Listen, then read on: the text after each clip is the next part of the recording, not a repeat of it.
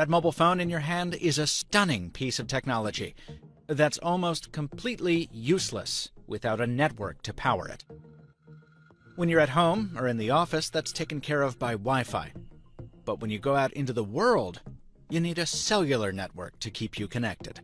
That's why you see cell towers all over the place these days.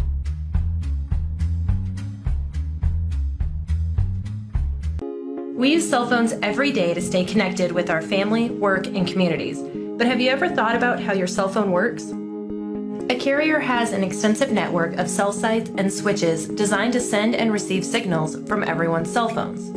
To maximize coverage and network availability, carriers place cell sites throughout communities in strategic patterns, as each site can only cover a specific area and number of users. The strategic site patterns ensure that the coverage radius of adjoining sites, often depicted as hexagons, overlap just slightly to provide seamless handoff of calls between sites. As cells are to your body, cell sites are to your network. All must be properly connected to allow the coordinated transmission of information. Hi, my name is Josh Kallenberg, and I'm here at the Van Nuys Airport in Los Angeles, California. I've been flying professionally for about 13 years, and now I have the pleasure of flying this Gulfstream G450, which is a lot of fun and exciting. And today, I'm going to talk to you about becoming a pilot. So, some of you might want to learn how to navigate an airplane. There's several methods that we use. Some of the basic methods that we use from the primary training is what we call pilotage. It's basically using references outside, buildings, towers, certain mountains as reference landmarks to navigate around. That's usually good for smaller airplanes or when we're in a fast-moving jet, when you're coming in the terminal environment or around the airport. You might use that method. Means of navigation is a radio navigation, and that's where we follow electronic signals to certain fixes on the ground or places on the ground. And we can use that in the en route segment. So as we're flying along, there are certain stations around, all around the country, around the world, where if you're within the range of it, we can track it and follow that beam to that fix. Standing for Very High Omnidirectional Range, a VOR uses a ground station to provide azimuth information to the aircraft. The station is oriented to magnetic north and sends out 360 radials. Each radial represents a heading from the station. When visualizing a VOR, think of a bicycle wheel. Each radial is a heading from the station, so when you fly over the VOR and track a radial from the station, you are essentially tracking a heading away from the station. It is important to remember that VOR radials do not account for winds, so remember that your in-flight heading may be different from the radial which you are tracking. Eventually you will enter the cone of confusion once near a VOR. This will be apparent once the CDI needle begins to dance back and forth, followed by full deflection once over the VOR. If your aircraft is equipped with distance measuring equipment, or DME, it is known as VOR/DME, and provides distance information to or from a VOR. DME is an aircraft system that measures the slant range distance from aircraft to ground base station. The DME can transmit and receive one of 252 channels, spaced at 1 MHz intervals. The channels are split into X and Y channel. Each channel have 126 channels. Each channel transmit and receive on frequency that are spaced 63 MHz apart. This is air to ground signal, while this is ground to air signal.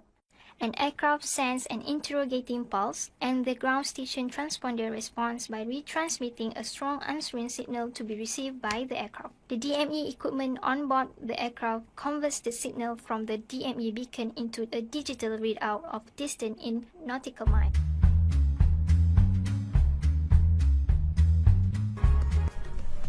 Today I'll show you the bridge, the command center, the brain of the vessel.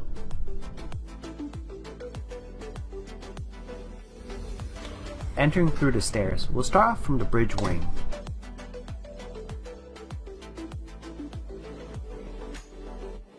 This barbecue stove looking thingy on both port and starboard bridge wing.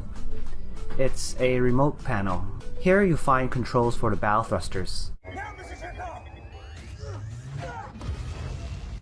indicators for speed, engine RPM, rate of turn, heading, compass, speaker and mic. This is a gyro repeater for taking bearings of objects or celestial bodies.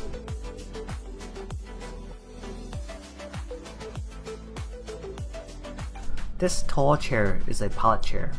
There is always a designated pilot chair for maritime pilots, no matter what type of ship you're on. An azimuth ring, used in conjunction with the gyro repeater outside for taking bearings of objects. SART on each side of the bridge. SART is short for Search and Rescue Radar Transponder. This is what it looks like when it's activated. The other ships can locate you from the radars. Fire plan, damage control plan, dangerous good plan, all for emergency use. Most unfortunate, Captain. There's no stopping it. Titanic will founder. Moving on to the center console, this is where most of electronic navigation equipments are. Starting from the port side, we've got 3 radars. 1 radar antenna on the forward mast and 2 at the back on the main mast.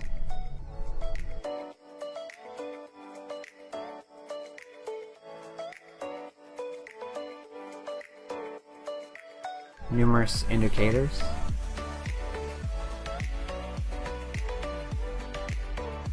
LORAN-C, which no one uses anymore.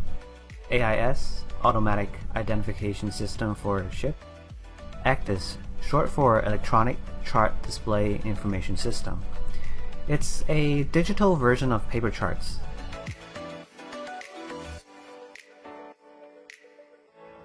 Gents, I give you the fountain of youth.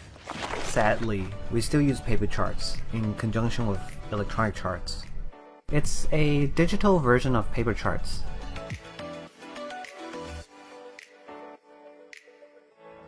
Gents, I give you the fountain of youth. Sadly, we still use paper charts in conjunction with electronic charts. We still use paper charts in conjunction with electronic charts.